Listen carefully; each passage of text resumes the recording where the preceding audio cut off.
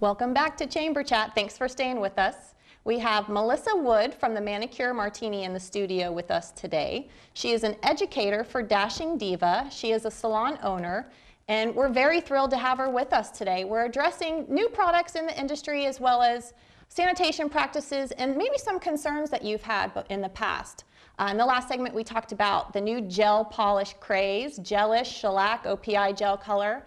There's never been anything like it in the industry, and it's a chip-resistant polish that goes on very, very thin, dries instantly, and it is the latest craze. But we've heard some feedback from guests about UV exposure, some concerns. What have you heard about UV exposure, Melissa, and what are you telling your guests when they bring these concerns to you?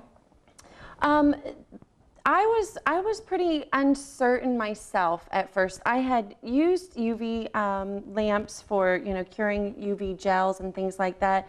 So what I did was I did some research on the internet. Just like any good consumer should do, you should always research something if you're concerned about it. And really what it comes down to is UVB and UVA really is not any more harmful to your skin than spending an extra 30 seconds to 2 minutes out in the sun every week or two. It's what I would recommend to people is to go on a website called Schoon Scientific. Doug Schoon was and is one of the leading scientists in the nail industry for over 20 years now. And he has done some research on this, him with 2 other scientists, and you can read all about it. The name of the article is "Do UV Nail Lamps Emit Unsafe Levels of Ultraviolet Light?" And it will probably open a lot of eyes and put a lot of people at ease about having their hands underneath that light for a few minutes every couple of weeks. Good, and that's, tell me again the website, SCHOON. Scientific. SchoonScientific.com. Let's talk a little bit more about sanitation practices within the salon. Is it really necessary for a guest to bring their own, let's say, files or implements in when they're getting a manicure or pedicure? Well, really, I guess that would depend on what salon you're choosing to go to. Just like someone would be trying to find someone to do their hair, you want to take just as much precaution when you're looking for a nail technician. Unfortunately, we sometimes would, people will go into a nail salon thinking, oh, well, it's just nails. But the sad fact is that nail damage can be permanent, whereas if you get a bad haircut, it'll grow out. And hundreds of cases just in South Florida alone from people using, unsanitized implements and things like that. But really do some research. Look around, see if they have a posted license with their picture on it that's been laminated so that your nail tech has gone, to the proper schooling and is keeping up on their continuing education hours.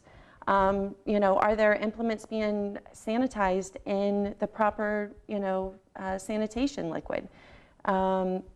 There's so many things, and if not, you can always look up on the Department of Business and Professional Regulations website to see exactly what you should be looking for in a nail technician.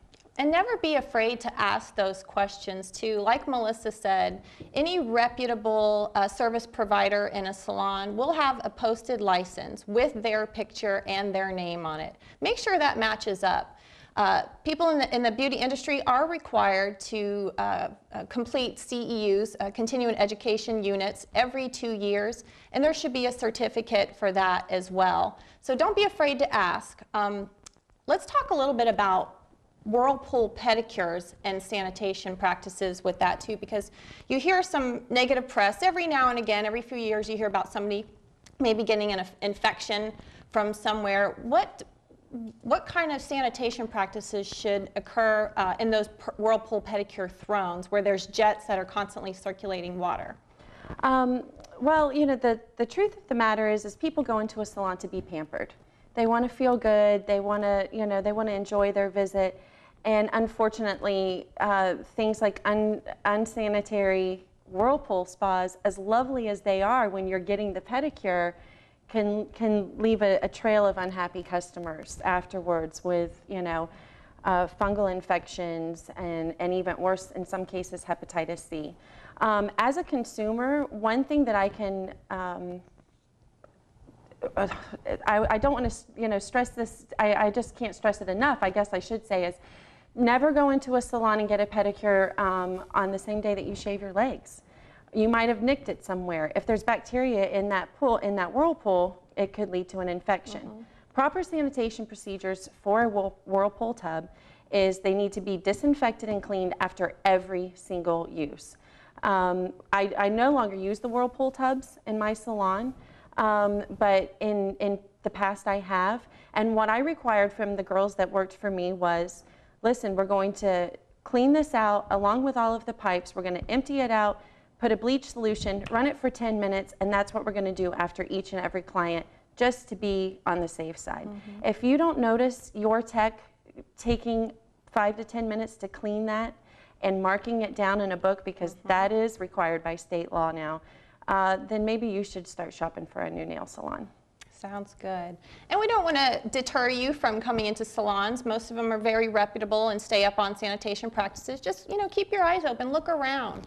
You know, what you see may be an indication of what you don't see. So we're going to get things wrapped up. I'm so glad that you're here today, but tell me, what keeps you passionate about this industry? You've been in it for, you said, what, 18 years now, and you're still going strong, you're still out there, you're learning, you're educating. What keeps you moving forward in this industry? So many things, so many things. Number one, I love my clients. I've grown to just be so in love with them and very fond of them. We've laughed and cried together, and I love seeing new things come out. I love the travel, going to new shows and meeting new people. And you know, I met my best friend in this industry, so. Oh, she must be a fabulous person. I think she is.